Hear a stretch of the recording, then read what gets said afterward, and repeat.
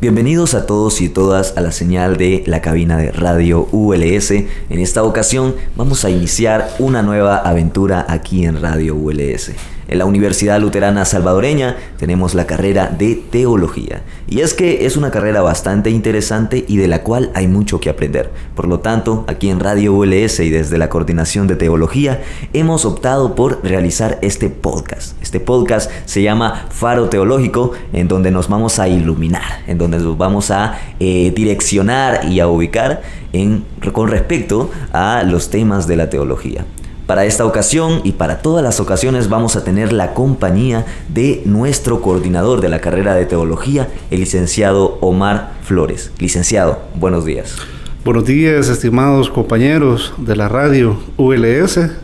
Es un grato placer para su servidor pues iniciar con esta serie de podcasts y poder compartir con ustedes reflexionando y analizando los diferentes temas del mundo bíblico y teológico. Muchas gracias, licenciado, por estarnos acompañando y por ser el productor de este podcast. Además, tenemos la alegría de tener con nosotros la compañía de nuestro compañero Javier Jule. ¿Cómo estás, Javier? Hola, Rodri, estoy muy bien. ¿Ustedes cómo están?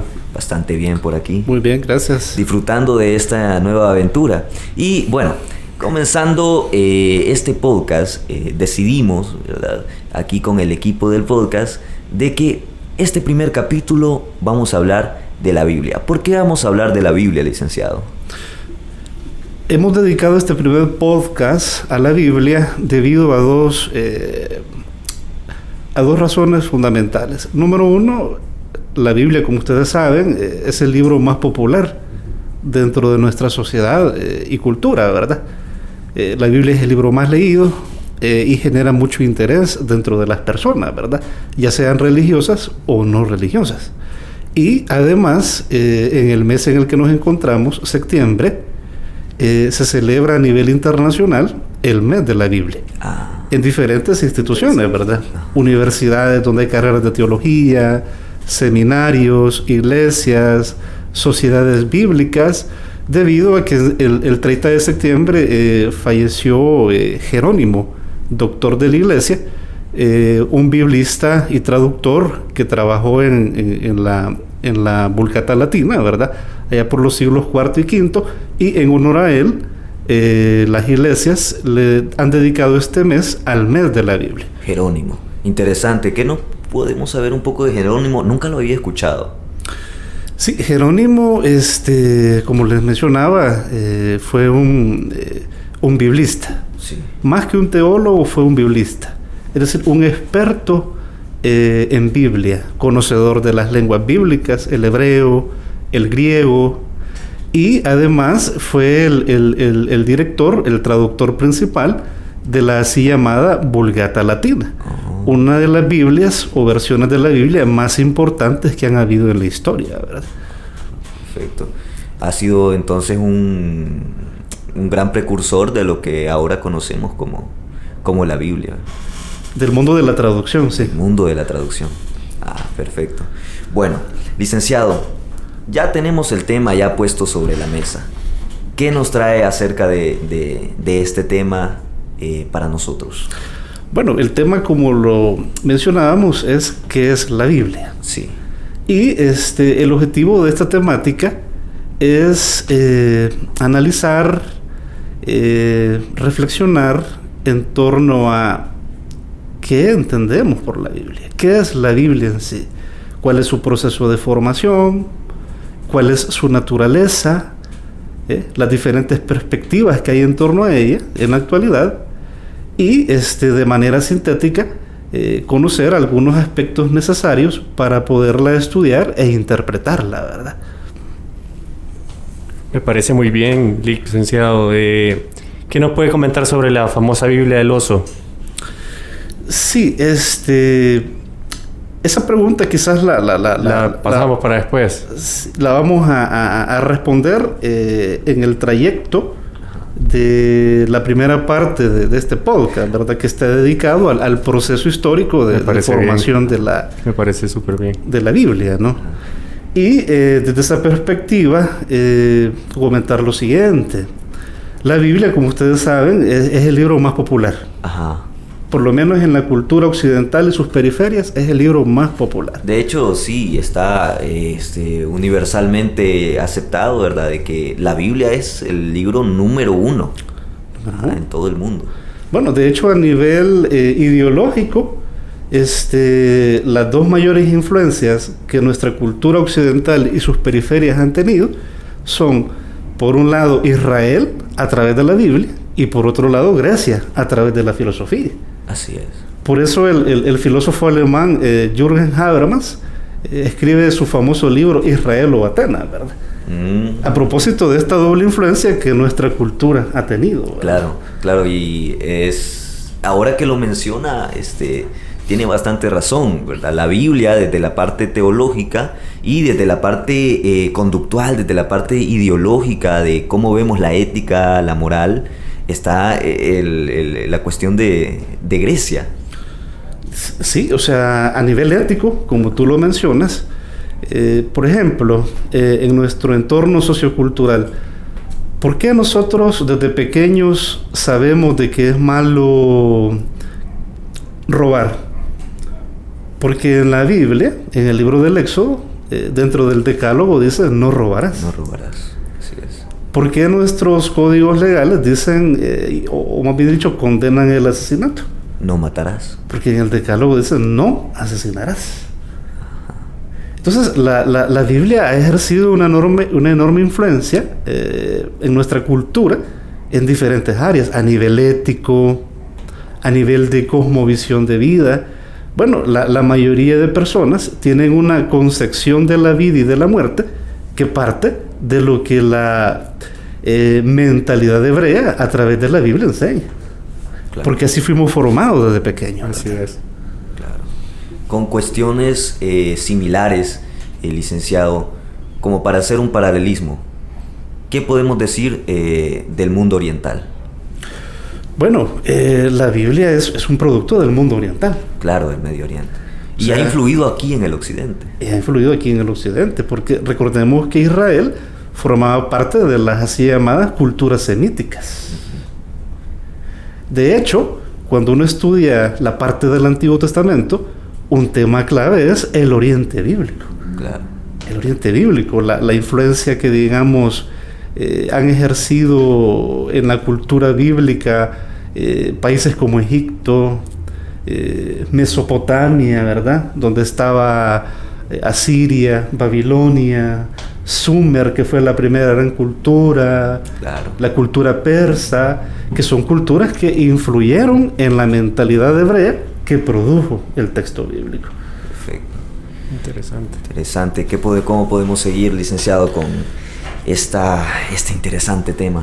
Entonces, todo esto nos sirve para comprender de que la Biblia no cayó del cielo. Fue un proceso. Fue un proceso histórico y cultural, producto de la fe, la reflexión teológica y las situaciones sociales, políticas y religiosas que el pueblo de Israel, el pueblo judío, enfrentó, ¿verdad? Porque los diferentes libros que tenemos dentro de la Biblia tratan de ser una respuesta, tratan de ser una reflexión, una respuesta ante las diferentes circunstancias y situaciones que Israel y después los orígenes del cristianismo, las primeras comunidades cristianas, enfrentaron, ¿verdad? ¿Qué es la Biblia? Adentro de esta temática, licenciado, se me viene la primera puya. ¿Qué es la Biblia? ¿Acaso la Biblia es la historia de Israel? La Biblia, como les he mencionado, es producto de un proceso histórico y es producto de la fe y cultura de un pueblo. Así. La Biblia en sí se divide en dos grandes partes: el Antiguo Testamento o Biblia hebrea y el Nuevo Testamento. Ajá. Los libros que hoy conforman el Antiguo Testamento fueron redactados y se produjeron más o menos entre el siglo 9-8 antes de Cristo y el siglo 2 antes de nuestra era común, en la parte de los libros del Antiguo Testamento. Y la parte segunda de la Biblia, lo que conocemos como Nuevo Testamento, la mayoría de sus libros se escribieron entre mediados del siglo I y las primeras décadas del siglo II. Ese es el proceso redaccional que, digamos, las dos secciones de la Biblia experimentan, ¿verdad? Abarcan. Ahora, dentro de este proceso histórico y cultural que le dio surgimiento a la Biblia, ¿no?, es bien importante tener presente también las tradiciones. En el antiguo Israel habían tradiciones orales y tradiciones escritas que andaban circulando de manera independiente en las diferentes regiones, en las diferentes localidades. Es decir, la Biblia como un libro empastado, tal como se le conoce hoy en día, no siempre existió. Ha tenido diferentes fases, diferentes etapas. Y la primera etapa es esta que estamos describiendo, ¿verdad? Donde las tradiciones orales y los manuscritos más antiguos, ¿verdad?, circularon por las diferentes regiones de manera independiente. Claro. Y donde en cada región las diferentes comunidades del pueblo de Israel y luego del exilio del judaísmo, poco a poco irán conformando su conjunto de libros de referencia, ¿verdad? Su conjunto de libros de referencias. Así es. O sea que básicamente al principio era un poquito complicado conseguir leer la Biblia. Claro, porque estos manuscritos que les menciono habían de diferentes materiales. Algunos estaban hechos de papiro, una planta que crecía en las orillas de los ríos. Sí. Otros estaban hechos de pieles de animales, los así llamados pergaminos.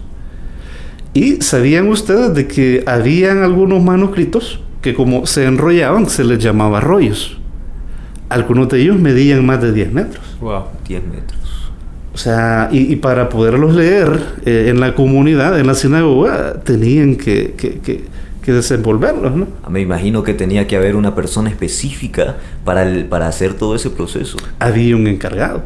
Y en ese entonces no cualquiera podía tener un rollo de estos. Claro. No es como hoy en día que cualquier persona que es creyente o no creyente Se compra una Biblia. se compra una Biblia. Claro. En ese entonces los rollos estaban en las sinagogas y en los templos y solo tenían acceso a ellos la casta sacerdotal y los rabinos, ¿verdad? Sin olvidar el hecho de que en ese entorno cultural la mayoría de personas no podían leer. Claro.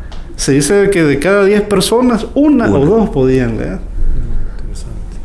Una o dos podían leer. Entonces, esa es como la primera etapa o faceta dentro de este proceso en que se producen los libros que hoy tenemos dentro de la Biblia, ¿verdad? Tanto en el Antiguo como en el Nuevo Testamento. Con respecto a la pregunta que hizo el compañero Javi, yo me imagino también de que, por ejemplo, si lo ponemos metafóricamente, de que no fuese en Israel, sino que en El Salvador. Entonces, en aquel tiempo, antes de que existiera, ¿verdad?, toda la Biblia ya ordenadita como la tenemos ahora, por ejemplo, allá en Cabañas, andaban circulando algunas partes de la Biblia, pero no toda la Biblia entera, sino que algunas partes. Luego en Sonsonate, otras partes. Exacto. La Biblia entonces podría ser, de forma metafórica, ¿verdad?, una recopilación de todas esas partes que andaban rodando en los 14 departamentos, digamos. Es una recopilación. Y de hecho, tu comentario me parece muy, muy atinado, porque nos permite comprender este proceso. Y les pongo un ejemplo. Dentro del judaísmo antiguo, habían, digamos, diferentes ramificaciones.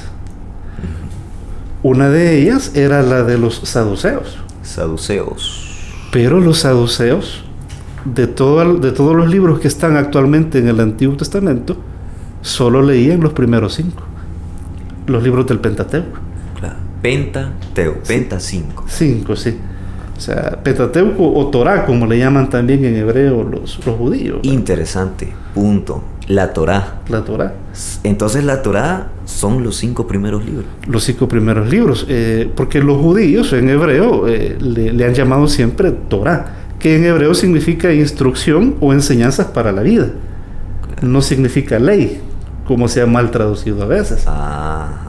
Y a partir de la traducción griega de la Septuaginta, se le llamó Pentateuco, del griego penta, 5, y Teuchos 5 rollos. 5 rollos, 5 libros. 5 libros. Claro, de esos rollos de los que usted nos estaba hablando anteriormente. Exacto. ¿Serían entonces los libros, licenciado? Génesis, Éxodo, Levítico, Números y Deuteronomio. Deuteronomio. Entonces la comunidad que les mencionaba, la de los saduceos, por lo menos ya en la parte de lo que se conoce como judaísmo del Segundo Templo, consideraba como canónicos solo estos primeros 5. Y algunos especialistas mencionan que también leían el libro de Job. El libro de Job, debido a la riqueza teológica que el libro, digamos como un extra. Como la parte 6, la parte claro, claro. Pero también tenemos el caso de la comunidad de Qumran. Qumran. Sí, Qumran es el nombre que se le da a la comunidad del Mar Muerto. Así se le puso a finales del siglo XIX. Era una comunidad de ex sacerdotes que se fueron a vivir en unas cuevas que estaban en la ribera del Mar Muerto. ¿Los primeros protestantes? No, digamos que eran una especie como de secta del judaísmo. Y dentro de este grupo de Qumran, o comunidad del Mar Muerto, si los saduceos únicamente leían los primeros 5 más el libro de Job, sí, estos otros eran el otro extremo. Eran los que, digamos, tenían el canon más largo. Dentro de la comunidad de Qumran incluso se leían libros que quedaron fuera del Antiguo Testamento. Libros como Enoc, por ejemplo. Que no están en la Biblia actual. Que no están en la Biblia actual. ¿Cómo se le llama a esos libros? Tienen un nombre, ¿verdad? Sí, el nombre técnico que se les da es libros apócrifos. O literatura extracanónica o literatura intertestamentaria, ¿verdad? Que fue la que fueron los libros que quedaron fuera del canon cristiano, ¿verdad? De la Biblia cristiana. Entonces, y los fariseos tenían su propio canon también. Llevamos 3, ¿verdad? Los primeros, los del Pentateuco. Los saduceos. Sí. Luego los Qumran. Los de Qumran. Qumran, ajá. Y la comunidad farisea, que era la más influyente y popular dentro del judaísmo de aquella época. Yo quiero hacer un pequeño paréntesis, licenciado, antes de la primera pausa, con la cuestión de los fariseos. Bueno, yo no he estudiado mucho lo que sería teología, ¿verdad? Entonces, a veces escucho la expresión de sos un fariseo y siempre me he quedado en las nubes, porque no sé si es o algo bueno o algo malo o qué es lo que significa. Haciendo un pequeño paréntesis, ¿por qué esa expresión es tan famosa? Bueno, en nuestra cultura popular, el término fariseo, algunos lo utilizan como sinónimo de alguien hipócrita. Así con ese doble sentido, ¿verdad? Sí. Y esa imagen de los fariseos es producto del retrato que de ellos hicieron los evangelios.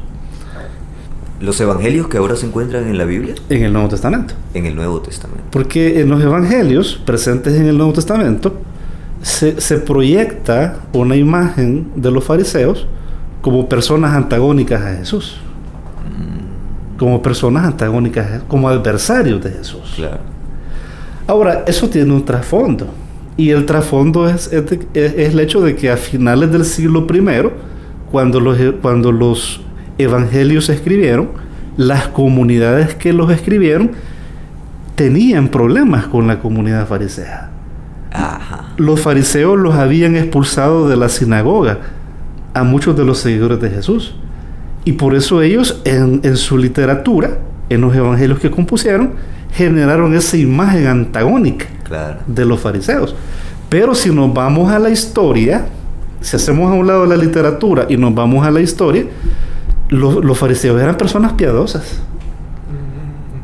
O sea, dentro del judaísmo de aquella época eran el grupo más popular, que más aceptación tenía dentro de la gente. Wow. Al contrario. Al contrario, completamente. Entonces, pero ahí ustedes pueden ver la diferencia entre la historia y la ideología a veces expresada en la literatura. Bueno, de hecho, los expertos en el tema de Jesús, del Jesús histórico, como se le llama, plantean de que junto a los esenios, La otra gran influencia que Jesús en sus enseñanzas va a tener es la de los fariseos. Jesús fue muy influenciado por el fariseísmo. Perfecto. Bueno, antes de volver, habíamos estado hablando, ya volviendo al tema, ¿verdad? Habíamos estado hablando de los libros que tenían en cuenta las diferentes culturas. Comenzamos con Los saduceos. los saduceos, luego con los Qumran. Los de Qumran o esenios, ¿verdad? Y por último mencionábamos los fariseos, ¿verdad? Continuemos con el tema de los fariseos. ¿Cuáles son los libros que tenían los fariseos? Fíjense de que aquí es bien importante mencionar el siguiente dato. En el siglo I, Sí. específicamente en el año 70 después de Cristo, Jesús ya tenía más o menos unos 35, 40 años de haber sido crucificado. De haber muerto, ¿verdad? Entonces, en ese año, en el año 70 después de Cristo, el ejército romano invade Jerusalén, destruye parte de la ciudad y destruye el templo. Y junto con la destrucción del templo de Jerusalén en el año 70, desaparecen la mayoría de grupos o sectas judías que había. De las que estamos hablando anteriormente. De la que estábamos hablando. Los saduceos. Los saduceos, los de Qumran o esenios, ¿verdad? Esenios. Y solo sobreviven algunas de ellas. Y dentro de las principales que sobreviven están la de los fariseos y la de los seguidores de Jesús. Los seguidores de Jesús. Es decir, los cristianos. Los cristianos. Los primeros Claro, cristianos. los primeros cristianos. Entonces, a partir de ahí, con ese judaísmo que surge después del año 70, surge lo que los historiadores denominan como judaísmo rabínico. Rabínico. Claro, rabínico. ¿Por qué se le llama judaísmo rabínico? Porque el anterior era más de carácter sacerdotal. Giró en torno al templo de Jerusalén. Pero como el templo fue destruido en el año 70, el judaísmo que resurge después ya no gira en torno al sacerdote y al templo, sino que gira en torno a la sinagoga y al rabino. Una pequeña duda entonces. Este es el comienzo de la parte pastoral. Podemos decir que este es el comienzo de lo que les mencionaba, del así llamado judaísmo rabínico, y es la etapa donde se desarrollan y se producen la mayor parte de escritos del Nuevo Testamento. Del Nuevo Testamento. Del Nuevo Testamento. Entonces, este judaísmo rabínico que les he explicado, tendrá a la base el fariseísmo. El fariseísmo. Y van a ser los fariseos, hoy ya dentro de este nuevo judaísmo, ¿verdad?, llamado rabínico, los que van a decidir, los que van a determinar el canon judío. La Biblia judía. La Biblia que las comunidades judías debían de leer. A través de un proceso que va desde el año 90, a partir de un concilio que se conoce como Hagni, hasta mediados del siglo II, allá por el año 150. Allí donde los rabinos, los grandes líderes y maestros del judaísmo rabínico, determinan el canon de la Biblia judía. 60 años de un proceso. De un proceso. De unificación, ¿verdad? De unificación. Y ahí ya tenía un nombre, ya le asignaron un nombre a esa Biblia. Los judíos le llamaron Tanakh. Tanakh en hebreo. Tanakh en hebreo es un acrónimo, ¿no? La T de Torah. Instrucción. Claro. La N de Nevi'im, en hebreo, profetas. Y la K al final de Tanakh de Ketuvim, en hebreo, los escritos, que era el nombre con el que los judíos designaban a los libros poéticos y a algunos libros narrativos historiográficos. Salmos, proverbios, cantares, ¿no? Los cantares. Bueno, de hecho, Cantares tuvo problemas para entrar en el canon judío, debido a que es poesía erótica, ¿verdad? No mucho le gustaba a algunos rabinos. El que lo salvó, el que presentó un argumento para que pudiese entrar fue el Rabí Akiva. Él hizo una interpretación alegórica del libro, claro, para quitarle, digamos, el mote erótico, ¿verdad? El morbo ahí. Porque recordemos que en la antigüedad el tema del erotismo y la sexualidad era algo normal. El problema va a comenzar con algunos padres de la iglesia que le van a empezar a dar una connotación negativa a la sexualidad, al cuerpo y al erotismo. Claro, ya la connotación actual de lo que no es puro, pues. Que no es puro, ¿verdad? Claro. Eso en cuanto al proceso de la Biblia y del canon judío. Ojo, los rabinos, los judíos, no hablaron de canon. Ellos hablaban de libros que queman las manos y libros que no queman las manos. Los libros que eran que digamos pasaron a formar parte de su canon, del Tanakh, ellos les llamaban libros que queman las manos. ¿Por qué? Porque después de abrirlos, de tocar el rollo, como los consideraban sagrados, ellos practicaban un rito de purificación. Pero aquellos libros que ellos no consideraban sagrados, ellos decían no es necesario practicar el rito de purificación porque no tienen ese grado de sacralidad, ¿verdad? Así es. Y a raíz de este proceso que ya habían iniciado los judíos, el judaísmo rabínico, y a raíz también de la iniciativa de un monje y teólogo llamado Marción, dentro de la historia del cristianismo se le recuerda como un hereje, ¿verdad? Que vivió allá por la segunda mitad del siglo II. Marción fue en la historia del cristianismo el primero en formar un canon. Claro, en una cronología. En una cronología. Claro. Ya los judíos ya tenían el de ellos. Sí. Pero Marción va a ser el primero en la historia del cristianismo en conformar un canon. El problema de Marción es que en su canon dejó afuera todos los libros del Antiguo Testamento. Porque él era un poco antagónico a la cultura judía. Era antisemita. Claro. Entonces, en su canon deja fuera los libros del Antiguo Testamento y solo incorpora las cartas paulinas y el Evangelio de Lucas. Era un cristiano antisemita. Era un cristiano antisemita. Porque en ese contexto el espíritu antisemita abundaba mucho, ¿verdad? Muchos padres de la iglesia tenían una aversión contra todo lo que, digamos, provenía de la cultura judía.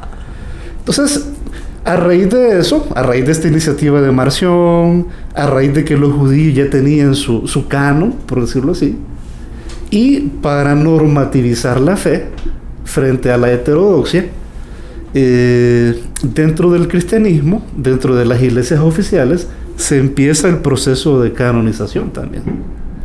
Y el proceso de canonización dentro del cristianismo va a durar aproximadamente de 2 a 3 siglos.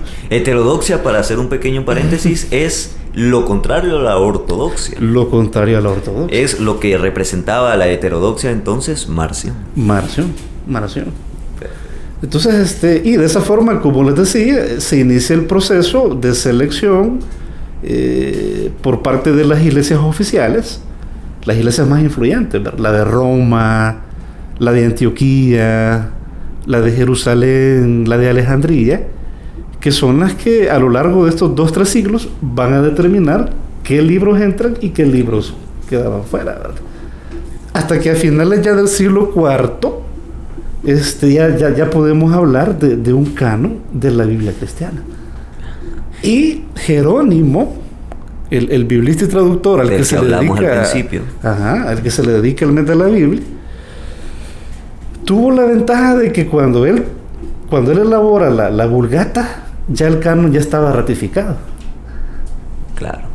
Y él lo que hace es traducir del hebreo los libros del Antiguo Testamento y del griego los libros del Nuevo Testamento al latín, que era la lengua vernácula, que era la lengua franca en esa época, porque el latín era la lengua oficial del Imperio Romano. ¿Utilizó tanto la versión griega como la versión hebrea? De hecho, Jerónimo, para traducir el Antiguo Testamento, se fue a vivir a Israel. Estuvo estudiando un par de años con algunos rabinos.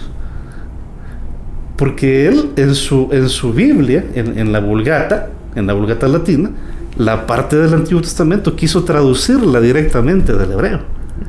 Y no depender de la Vetus Latina, que era la que ya estaba en latín. Entonces, se va a vivir un par de años a Israel, se educa con algunos rabinos para aprender bien el hebreo y la cultura semítica, Y de esa manera, los libros del Antiguo Testamento presentes en esta traducción que él hace, la Vulgata, son traducidos directamente del hebreo. Directo. Y la parte del Nuevo, del griego, al latín, que era la lengua franca en ese entonces, ¿verdad? Luego del latín se pasaron a todas las letras, los lenguajes provenientes del latín, me imagino.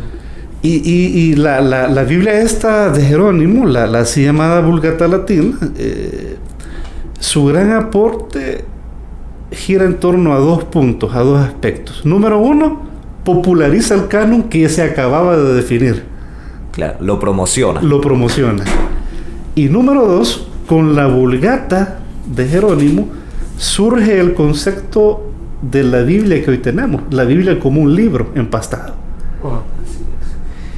Y ya estamos luego hablando de versiones de la Biblia. Y luego, pues, en los siglos siguientes van a surgir diferentes versiones en los diferentes países de África, de Europa. Bueno, en España, por ejemplo, en la España del siglo XVI, en pleno Renacimiento, en plena Reforma, ¿verdad? Un monje llamado Casiodoro de Reina, que se había adherido al movimiento protestante, lleva a cabo la famosa traducción de la Biblia del Oso, claro, por la que preguntaba el compañero Javier, ¿verdad? Claro. Vamos a ver la temática de la Biblia del Oso, la temática de la Biblia Reina de Valera, después de este pequeño corte publicitario. La Universidad Luterana Salvadoreña expande sus horizontes.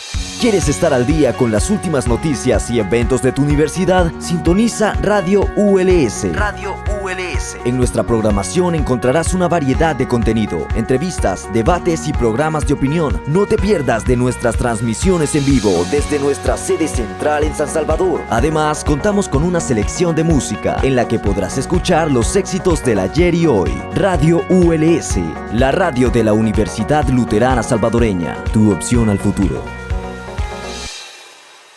Estamos de vuelta aquí en Faro Teológico, este podcast de el conocimiento, de la iluminación, de la ubicación de esos temas teológicos que tanto nos interesan. Este es el primer capítulo y el tema es ¿qué es la Biblia? ¿Por qué? Porque ahorita estamos en el mes de la Biblia, estamos en septiembre, dado a que el 30 de septiembre falleció, se da homenaje a Jerónimo, ¿verdad? Que fue un traductor biblista de lo que ahora conocemos como la Biblia. Estábamos hablando de todo este proceso histórico del cual sufrió la Biblia, de cómo todos estos relatos estuvieron circulando alrededor de mucho tiempo en lo que sería Israel, y de cómo hasta ahora hemos llegado a diferentes versiones de la Biblia. Y eso es de lo que estábamos hablando, partiendo de una pregunta de nuestro compañero Javier sobre la Biblia del Oso, que la verdad yo no la había escuchado antes. Cuéntenos, licenciado Mar, síganos contando la Biblia del Oso.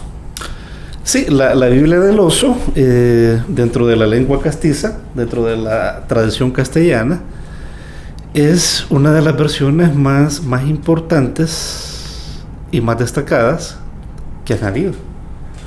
Bueno, de hecho, en la literatura castellana se le considera un clásico, a la par de la obra de los escritores españoles del siglo de oro, a la par de la obra de Borges, de Neruda. Es un clásico. Es un clásico, porque es la traducción en castellano más popular y universal que ha existido. Porque déjenme decirles de que la Biblia del Oso fue más bien dicho la primera edición de lo que hoy nosotros conocemos como la Biblia Reina Valera. Reina Valera, esa sí la he escuchado. Y se le llamó Biblia del Oso, lo que preguntaba el compañero Javier, porque tenía un oso en la portada. Un oso comiendo miel, bajando miel de un panal que está en un árbol, ¿verdad? Por eso se le llamó así.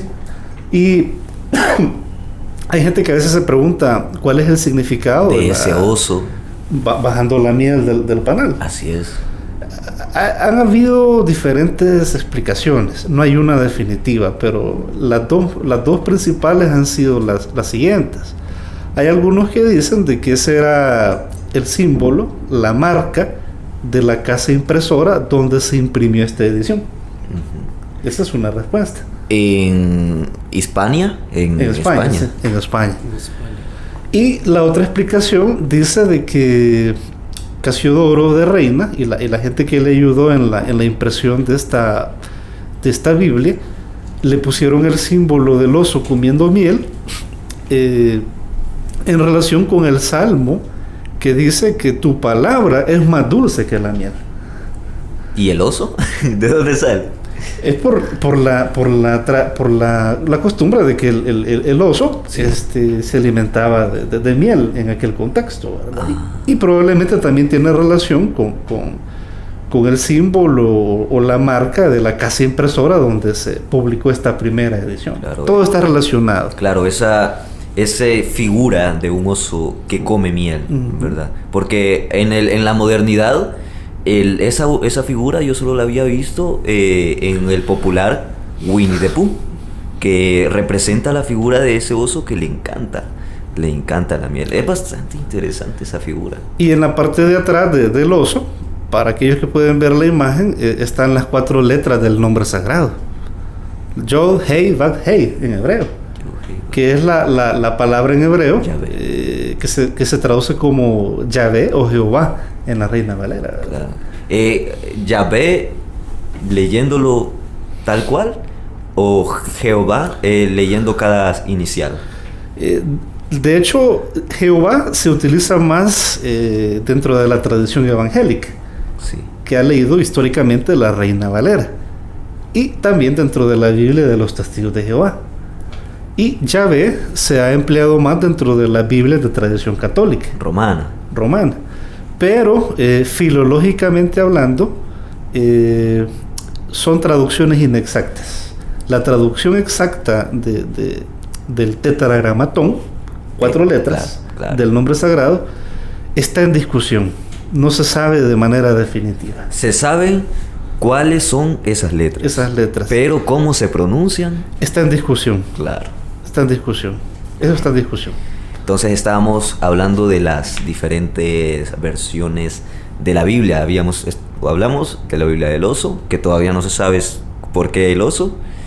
Y también estábamos hablando de la Reina Valera, que sería podría decirse la sucesora de la Biblia del oso. Sí, porque el monje y biblista Casiodoro de Reina, él en su contexto trabajó esta Biblia, la del oso, pero él fue tan humilde que al final, porque él no la alcanzó a terminar, la parte final de los últimos libros del Nuevo Testamento es un trabajo post-mortem, claro, llevado a cabo por algunas personas cercanas a él. Pero antes de morir, Casiodoro de Reina fue tan modesto que dijo: esto es lo que yo he podido hacer, espero que en un futuro inmediato gente experta continúe este trabajo y lo perfeccione. Entonces, a raíz de eso, 40 años más tarde aproximadamente, vino Cipriano de Valera. Ajá. O sea, porque la Biblia que conocemos como Reina Valera, su nombre se deriva de estos 2 primeros traductores.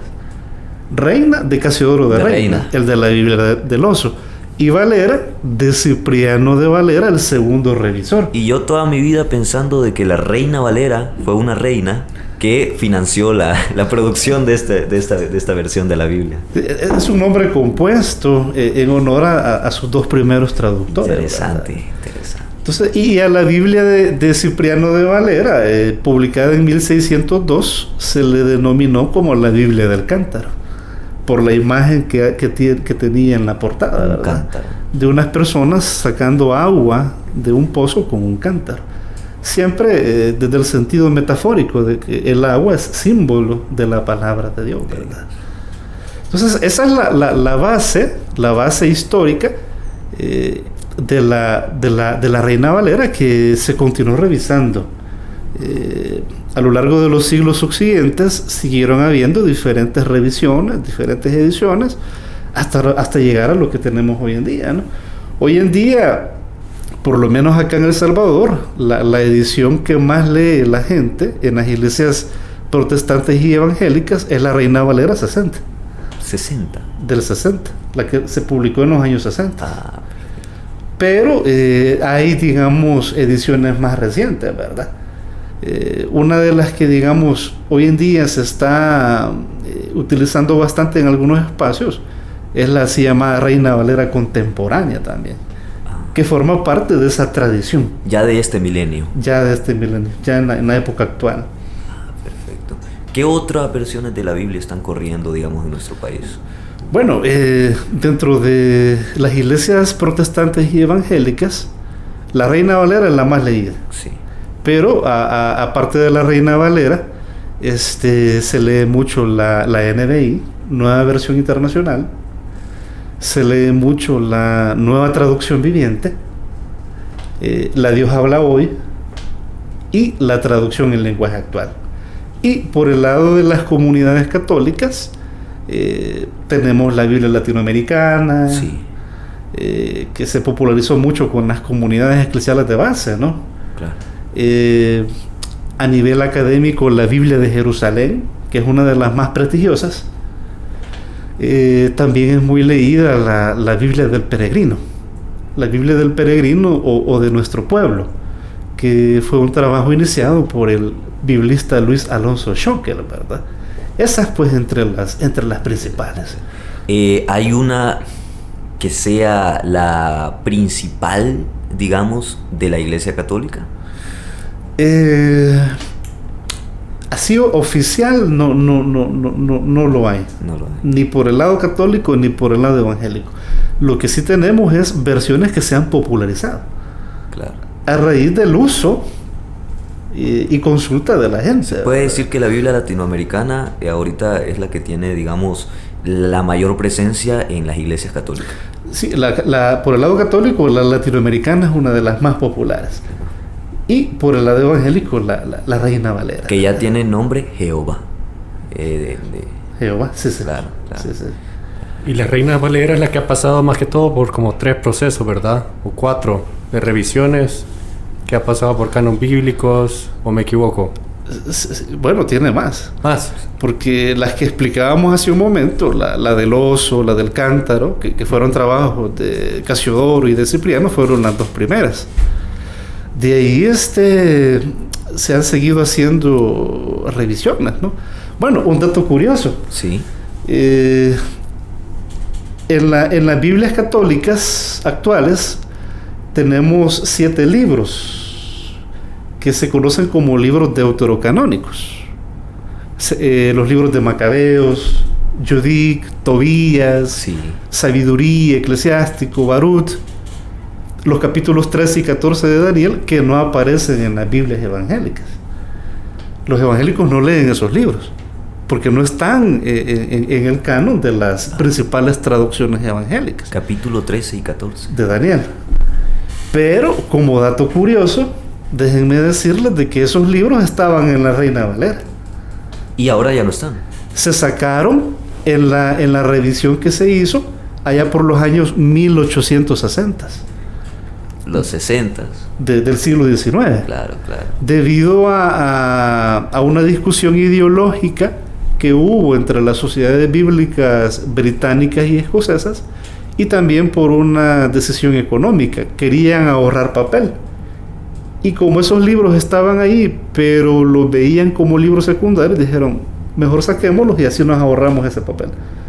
No porque continuaran dentro de la Reina Valera y fueran leídos y predicados dentro de las iglesias evangélicas, ¿verdad? Actualmente, digamos, de que esos capítulos 13 y 14 no chocan con la ideología o con la forma de pensar evangélica. No. Cuando uno revisa los libros deuterocanónicos, estos 7 libros que les he mencionado, dentro de ellos hay una gran riqueza. Por ejemplo, ustedes leen el libro de Tobías.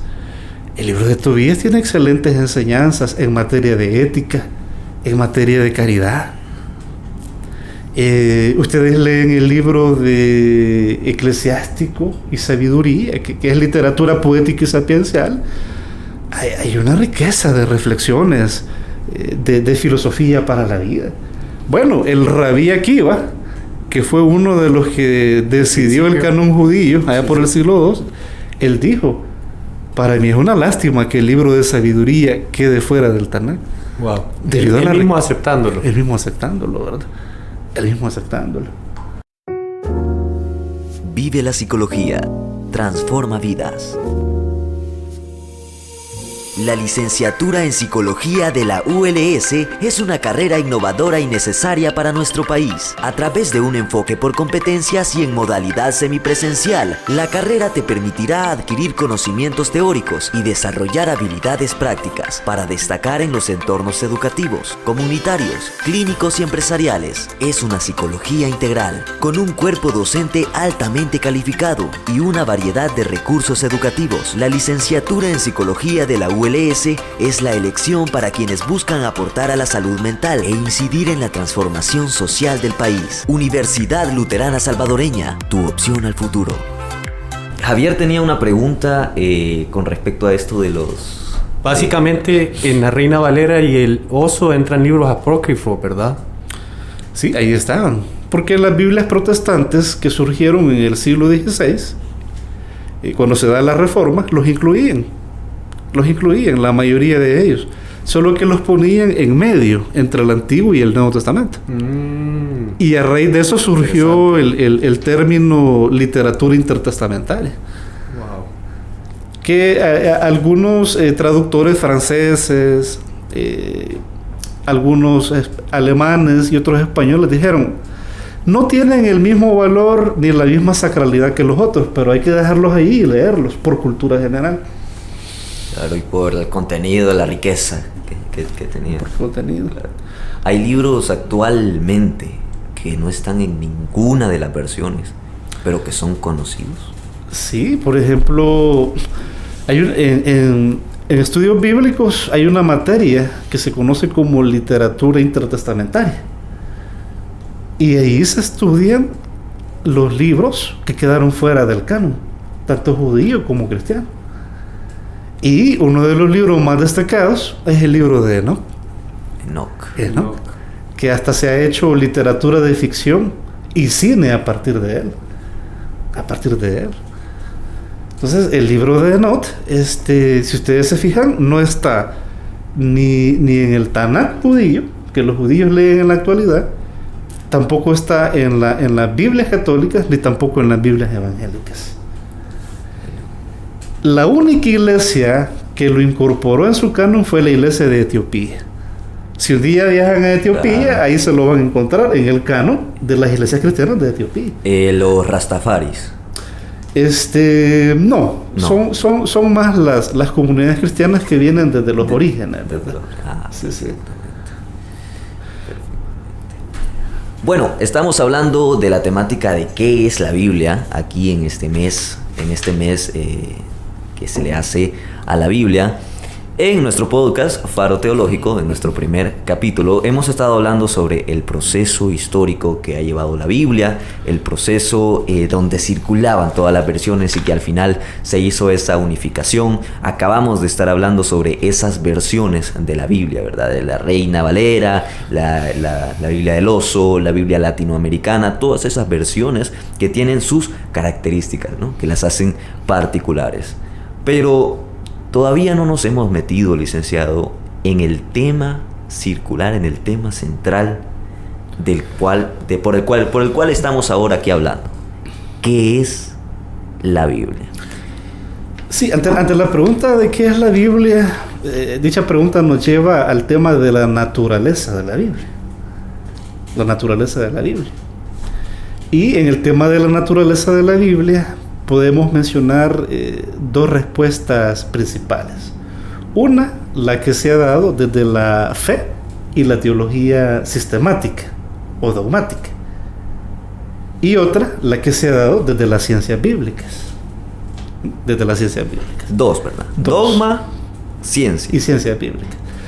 Desde la teología dogmática o sistemática, se ha dicho de que la Biblia es la revelación especial de Dios al ser humano. De que la Biblia es la palabra de Dios, toda ella. Bueno, la idea esta de la palabra de Dios que se expresa a través de la literatura, déjenme decirles de que no surge con el cristianismo, es de origen egipcio. Ya en la cultura egipcia antigua existía la noción de que la palabra de la divinidad se expresaba de diferentes maneras, tenía diferentes expresiones, a través de la literatura sagrada, a través de lo creado, a través de los sacerdotes que emitían oráculos. Tiene un origen egipcio. Y Egipto influyó mucho las culturas semíticas, ¿no? Entre ellas la cultura hebrea. Y dentro de la cultura hebrea se desarrolló lo que se conoció como el Dabar.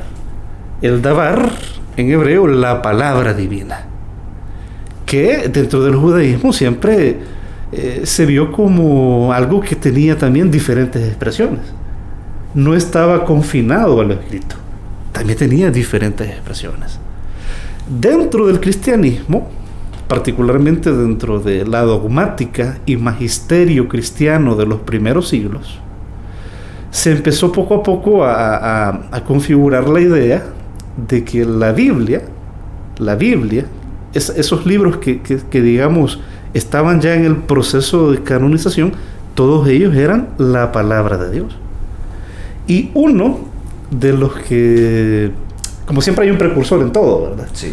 Uno de los que va a oficializar la idea de que la Biblia toda ella es la palabra de Dios es el Papa Damaso, San Damaso, allá por el año 382, que coincide, curiosamente, con la época donde el canon cristiano estaba finalizando.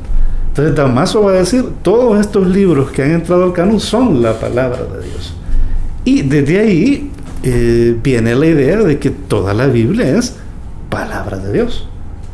Pero ya en la modernidad, entre los siglos XIX y XX, esa idea se discutió de si toda la Biblia es palabra de Dios o no, ¿verdad? A raíz de algunas partes que dentro de ella están llenas de contenido violento, contenido misógino, discriminatorio.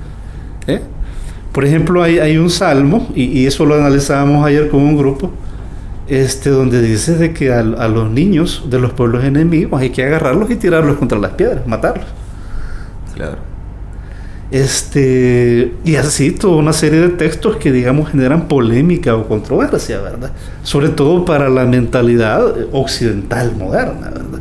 Entonces, a raíz de eso, como les decía, entre los siglos XIX y XX se discutió mucho si toda la Biblia era palabra de Dios o no. Y en las primeras décadas del siglo XX hubo un intelectual, el teólogo suizo Karl Barth. Karl Barth va a proponer de que la Biblia no es la palabra de Dios, sino que la Biblia contiene la palabra de Dios. ¿Qué estaría hablando en este caso del Pentateuco? No, o sea, la propuesta de Karl Barth va en el sentido de que no se puede considerar palabra de Dios de manera literal toda la Biblia. Claro. Sino solo ciertas partes de ella, ¿verdad? Entonces, esto es lo que se ha planteado y reflexionado desde la teología sistemática o dogmática, claro, desde una perspectiva de fe. En donde tiene que haber un análisis, una interpretación de la Biblia. De la Biblia. Ahora, desde las ciencias bíblicas, que es la otra respuesta que mencionábamos, se plantea de que a la Biblia no tanto se le ve como la revelación especial o como la palabra de Dios toda ella, sino que a la Biblia se le ve como literatura, así como la obra de Homero, por ejemplo, la Ilíada, la Odisea, así como la obra de Virgilio, ¿no? La obra de Dante, la Divina Comedia, la obra de Shakespeare, y que hay que analizarla como literatura. Y de hecho, esta idea de que la Biblia es literatura, tenemos ya algunas expresiones de ello en los primeros siglos. Por ejemplo, el famoso teólogo Agustín de Hipona, que me imagino que ya lo han escuchado, que ha sido uno de los más influyentes en la historia del pensamiento cristiano. Agustín de Hipona va a ser uno de los primeros en plantear que la Biblia es literatura, que hay que conocer de retórica y de filología para analizarla e interpretarla. Y ya en el siglo XX, ya en la época contemporánea, van a haber diferentes biblistas que también van a sistematizar esa idea. El caso del biblista español Luis Alonso Schockel, por ejemplo, que es uno de los precursores del así llamado análisis literario de la Biblia. O el caso del profesor judío Robert Alter, que es uno de los precursores del análisis narrativo del texto bíblico, ¿verdad? Entonces van a proponer que la Biblia es literatura y por lo tanto debe de analizarse de manera literaria, tomando en cuenta los aspectos culturales, porque se le ve como eso, como una obra de arte, producto de la creatividad humana y producto de la cultura y de la fe de un pueblo, ¿verdad? Y los biblistas que van en esta línea de lo que plantea las ciencias bíblicas reconocen que en cada libro hay partes dentro de ellos donde podemos encontrar una lección divina o un mensaje para la vida del ser humano, ya sea en materia de fe, en materia ética, en materia social y política, filosófica, de salud. De hecho, en nuestro caso es la perspectiva con la que más nos identificamos. Claro, más que todo en anteriores oportunidades, hablando bastante de la salud y de la alimentación, que también es un tema que se toca dentro de la Biblia. Claro, si no leamos el libro de Levítico. Hay gente que... El libro de Levítico es uno de los menos leídos en las iglesias cristianas, por el prejuicio que hay de que es un libro que solo habla de leyes, ¿verdad? Pero cuando uno se hace a un lado ese prejuicio y lo analiza desde una perspectiva ética, desde una perspectiva de la teología de la salud, en ese libro hay excelentes aportes, ¿verdad? Por ejemplo, cuando en el capítulo 11 de Levíticos se nos presenta el régimen alimenticio. O sea, el objetivo de ese régimen alimenticio era cuidar la salud del pueblo. Claro. Por eso el listado de animales puros e impuros que se mencionan ahí. Claro, animales que cumplían con cierta calidad. Con cierta calidad. Calidad sanitaria. Hay también textos que nos ofrecen buenos aportes en materia ética. Cómo tratar al migrante, por ejemplo. A propósito de los problemas migratorios y de la pastoral de la migración que están en boga hasta hoy en día, ¿no? Sobre todo en países como los nuestros, en Centroamérica, que somos países de paso y que somos países que a diario expulsamos mucha gente que se va para el norte, ¿verdad? Debido a que aquí no encuentran empleo. Entonces, en estos libros hay toda una ética del migrante. Eso por mencionar algunos temas donde podemos encontrar un mensaje o una lección para las diferentes áreas de la vida, ¿verdad? A la pregunta entonces sobre qué es la Biblia, tenemos esas dos respuestas. La dogmática y la bíblico-científica. Y la bíblico-científica, que la ve como literatura, dentro de la cual podemos encontrar un mensaje o enseñanzas para las diferentes áreas de la vida, ¿verdad? Interesante. Vamos entonces a nuestro último corte publicitario. Espero de que les esté gustando este podcast, de que hayan encontrado esa iluminación que el Faro Teológico está buscando darles. Así que vamos a nuestro último corte publicitario y ya volvemos para despedir este primer capítulo de Faro Teológico. ¿Cómo usar la plataforma de bibliotecas digitales Alfa Omega? Puedes utilizar esta herramienta si eres docente o estudiante de la ULS. Primero debes entrar a la página de la Biblioteca Central de la ULS, biblioteca.uls.edu.sb. Después, haz clic en el icono de Bibliotecas Digitales Alfa Omega para poder entrar en la plataforma. Completa el proceso de registro utilizando tu correo electrónico institucional. Esto es muy importante. Y ahora podrás iniciar sesión en la plataforma y disfrutar de un acervo de más de 2.000 recursos digitales. ¿Qué esperas? Bibliotecas Digitales Alfa Omega espera para ti. Este es un mensaje de la Universidad Luterana Salvadoreña, tu opción al futuro. Bueno, después de esta pausa publicitaria, estamos ya en la recta final de lo que sería este primer capítulo del podcast Faro Teológico, aquí en Radio ULS, la radio de la Universidad Luterana Salvadoreña. Javi. Licenciado, ¿cómo está? ¿Cómo vamos? Muy bien, Javi, aquí contento. Sí, así es, estamos asombrados de tanto conocimiento, ¿verdad? Así es. Y bueno, yo tengo una pregunta desde el principio. Básicamente quería preguntarle qué necesito yo para leer la Biblia e interpretarla. Excelente, compañeros. Esa es una pregunta muy buena y pertinente. Y antes de responder, quizás mencionar un dato. Ustedes han oído hablar de las Sociedades Bíblicas Unidas. Dentro de las Sociedades Bíblicas Unidas, ellos son una institución dedicada a la traducción y divulgación de la Biblia, ¿verdad? Que tienen presencia a nivel internacional y a nivel de toda América Latina. Y uno de sus traductores mencionaba un dato bien interesante, pero por otro lado preocupante, ¿no? Y es de que según censos que ellos han hecho, se dice que en América Latina, de cada 10 personas que enseñan o predican la Biblia en las iglesias, solo 2 tienen las competencias o la formación para enseñarla.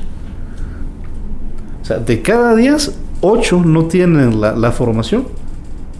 Solamente 2 tienen la formación, las competencias para interpretar y enseñar la Biblia. De cada 10 templos, podríamos decir, entonces, en 8 de esos se enseña mal.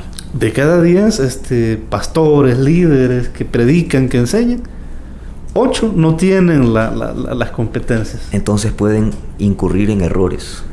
Claro, y eso es algo que se observa, digamos, en la realidad, ¿no? Sí.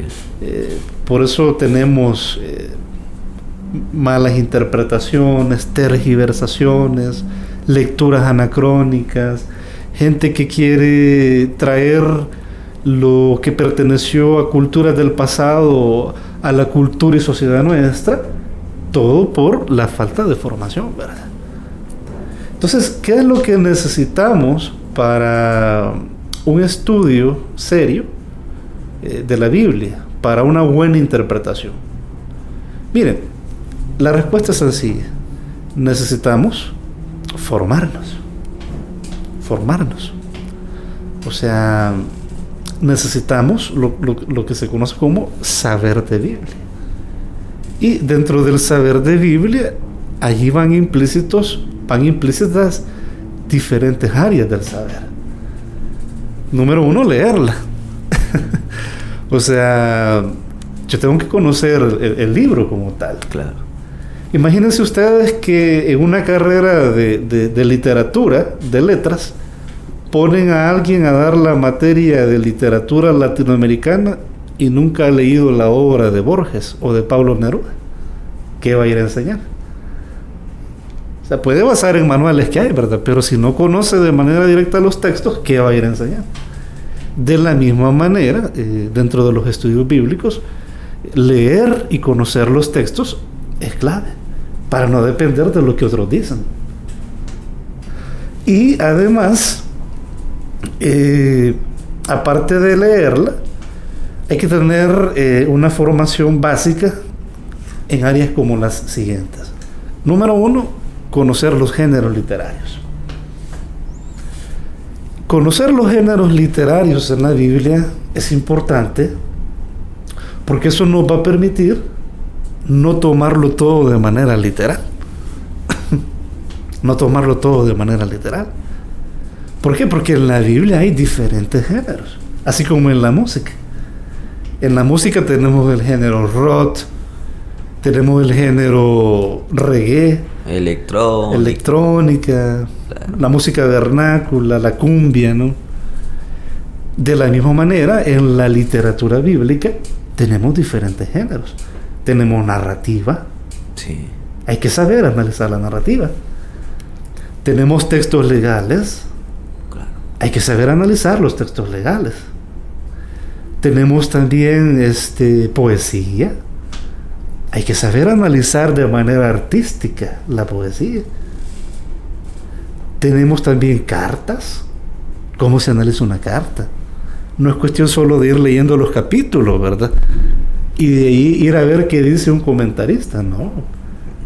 Es decir, por ejemplo, cada una de estas características, de estos digamos, géneros, tienen sus características, sus particularidades. Yo escuchaba de que en algunos hay un narrador. En la narrativa, por ejemplo. En la narrativa hay un narrador. Cuando, por ejemplo, el género narrativo es el más predominante en la Biblia. Lo encontramos en los primeros 5 libros, en el Pentateuco. Lo encontramos dentro de los así llamados libros históricos. Lo encontramos en los evangelios. Y lo encontramos en el libro de Hechos. Y dentro de la narrativa bíblica, la forma relato es el más común. Y dentro del relato, dentro de las narraciones, encontramos los siguientes elementos característicos. Uno de ellos es el que tú ya mencionaste, el narrador. El narrador extradigético, porque narra desde fuera de la escena, ¿verdad? Desde arriba, quizás. De arriba. Tenemos personajes, escenarios, trama. Hay diferentes tipos de trama. Entonces, saber analizar todas esas cosas es clave para un buen estudio de la narrativa bíblica. ¿Qué más se necesita, licenciado, para el buen estudio de la Biblia? Bueno, aparte de los aspectos literarios, ¿verdad? Que donde mencionábamos los géneros, es bien importante conocer la cultura y la sociedad de aquella época.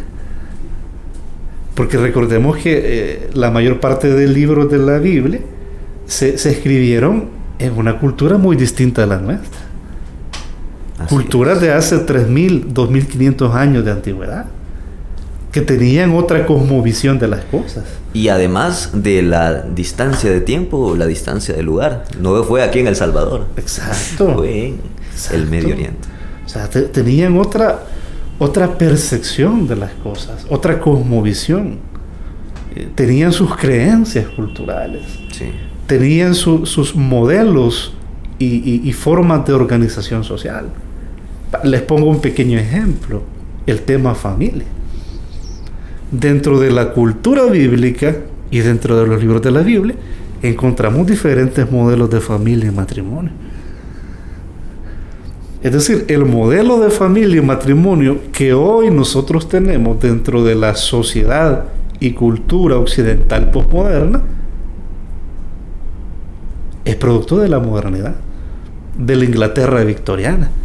Pero en la antigüedad, particularmente en los países del Oriente Antiguo y dentro de las culturas semíticas, hubieron diferentes modelos. Que dentro de ellos estaba el modelo monogámico, pero hubieron otros modelos. Si no, preguntémosle, por ejemplo, al personaje Jacob, ¿no? Que tenía 2 esposas. Claro. Entonces, detalles como estos uno los aprende estudiando el mundo sociocultural detrás de la Biblia, que es importante conocerlo para no caer en lecturas anacrónicas, para no caer en aquello de leer e interpretar los textos bíblicos desde la perspectiva como nosotros hoy en día entendemos las cosas. Así es. Y no sé si aparte de lo sociocultural, también dentro de los aspectos básicos que debemos de conocer están las lenguas bíblicas, ¿verdad? Las lenguas bíblicas. Las lenguas bíblicas. Es decir, la Biblia no se escribió en español. Ah, claro. O sea, todo el que ha estudiado Biblia y teología sabe de que el Antiguo Testamento se escribió en hebreo y ciertas partes de él en arameo.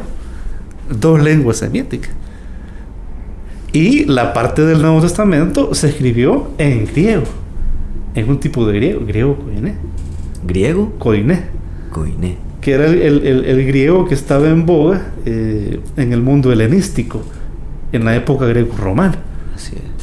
Por lo tanto, si nosotros pretendemos ser personas que, digamos, van a estudiar de manera seria, profesional las escrituras, para enseñarla, ya sea en una universidad, en un seminario, en un templo, en una iglesia, debemos tener una formación por lo menos básica en materia lingüística e idiomática. Saber leer el hebreo, saber leer el griego, ¿no? Sí. Entonces, todo eso es importantísimo. Claro, y es importante este tipo de conversaciones y este tipo de temáticas en un podcast en el cual se busca, ¿verdad? Esa iluminación, compartir de conocimientos, y no hay mejor forma que comenzar este tipo de contenido que hablando de la base fundamental de la cual está todo: la Biblia, cómo leerla, cómo analizarla y cuál es su historia. Exacto. Y esa es la base de la teología y de la reflexión teológica. Así. De ahí podemos hablar de otras áreas, ¿no? La parte histórica, la parte pastoral, la parte filosófica, pero la base, la esencia, el núcleo, siempre comienza con la Biblia. Y es por eso es que hemos comenzado este primer capítulo de este podcast, Faro Teológico, en compañía del coordinador de la carrera de Teología, Omar Flores, y también de nuestro compañero Javier Jule, su servidor Rodrigo Valdés. ¿Qué es la Biblia? Ese tema, ¿verdad? Por eso es que hemos comenzado este primer capítulo con esa temática. Además, también de que por casualidad estamos también en septiembre y es el mes de la Biblia a nivel internacional, ¿verdad? Así es. Así es. Este ha sido entonces el primer capítulo de nuestro podcast Faro Teológico, y no nos vamos a despedir sin antes darles un importante mensaje de la carrera de teología aquí en la Universidad Luterana Salvadoreña. Me contaba nuestro coordinador de la carrera de que este nuevo año, el 2024, se inicia un nuevo plan de estudio de la carrera. Cuéntenos, licenciado. Sí, en enero del 2024 se inicia el nuevo plan de estudio de la licenciatura en teología, cuya modalidad será semipresencial.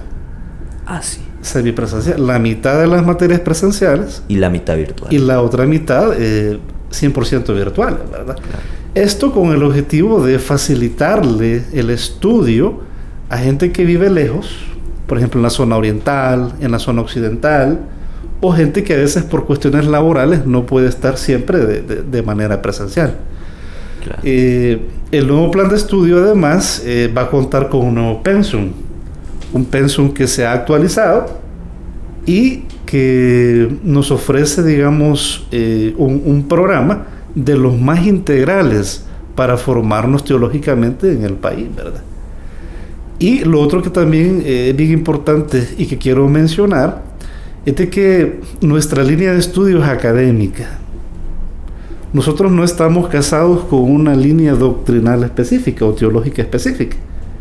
Si bien es cierto, la universidad se llama luterana, pero en la carrera de teología no enseñamos solo doctrina luterana, no, sino que de manera académica estudiamos la Biblia y estudiamos las diferentes perspectivas teológicas, filosóficas, y somos una de las carreras que le ofrece una de las formaciones más integrales para formar conciencia y pensamiento crítico dentro de los estudiantes y que les sirva a cada uno de ellos en sus diferentes áreas de trabajo, ¿verdad? Así es. Si usted es una persona que está interesada en el estudio bíblico, en el estudio teológico, no lo dude más. La Universidad Luterana Salvadoreña le está esperando a usted para que pueda inscribirse en este próximo año 2024 a la carrera de teología, que está gozando con un nuevo plan de estudio, con una nueva modalidad, en este caso semipresencial. Y si usted quiere tener más información sobre cómo inscribirse en esta nueva carrera, puede llamar al número 2133-2600, es el número de la Universidad Luterana Salvadoreña. Puede buscarnos en nuestra página web como www.uls.edu.sb y también buscarnos en Facebook y en Twitter como @uluterana. Así que la invitación está hecha. Es un gusto para mí, para mi compañero Javier Jule, tenerlo a usted, licenciado Omar, aquí en la cabina de la radio ULS, comenzando con este nuevo trayecto que sería el podcast Faro Teológico. Por mi parte, muchas gracias, licenciado Omar. Sí, muchas gracias. Muchas gracias, licenciado. Muchas gracias, Rodrigo. Muchas gracias. No, y gracias de mi parte también a ustedes por tan excelente trabajo que están realizando y por ser tan colaborativos, y estamos aquí para servir siempre. Perfecto, entonces damos por concluido este primer capítulo. Muchas gracias a usted que nos ha estado escuchando y le ha interesado, ¿verdad?, esta temática. Van a haber muchos más capítulos, así que puede suscribirse desde ya a nuestro canal de YouTube Radio ULS para esperar esas nuevas presentaciones y esos nuevos capítulos que se vienen en esta nueva aventura. Así que pase un buen día. Esto ha sido Faro Teológico.